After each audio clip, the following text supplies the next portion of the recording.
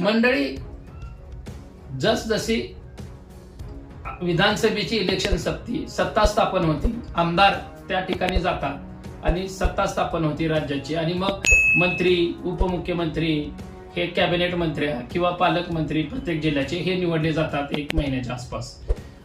परंतु ज्या वेळेस गावगाड्यावर किंवा शहरामध्ये, गावामध्ये नगरपालिकेची इलेक्शन सपती, नगरपालिका ग्रामपंचायतचे इलेक्शन सपतात, खास करून शहरामध्ये नगरपालिकेची इलेक्शन सपली की प्रामुख्यानं कामं चालू होतात, जी सत्ताधारी असते ती कामं करतात.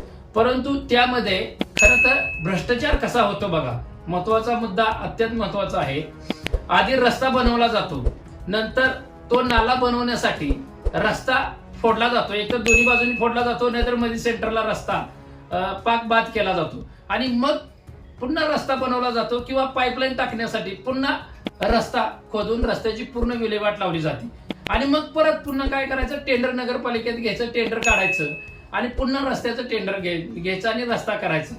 हे सर्व जर बघितलं तर भ्रष्ट राजकारणी आणि अधिकारी यांच्यातील एक परस्पर समंजसपणाचा हा एक परिणाम आहे.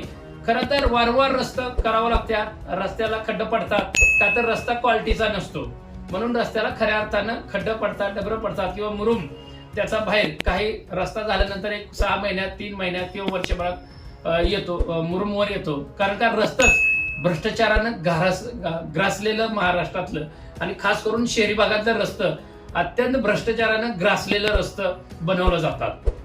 बघा, तुम्ही कोणताही रस्ता घ्या, रस्त्याचं पावसाळा झाला की रस्ता खराब झाला, रस्त्याचं कुठं ना कुठं खड्डा पडलेला आहे, कुठं ना कुठं रस्त्याचा मुरुम निघालेला आहे, लगेच 1-2 इंच डांबरी सपलं किंवा कॉन्क्रीट सपलं की लगेच मुरुम किंवा खडी बिडी सगळं निघतंय आणि तिथं मोठा डबरा पडतो.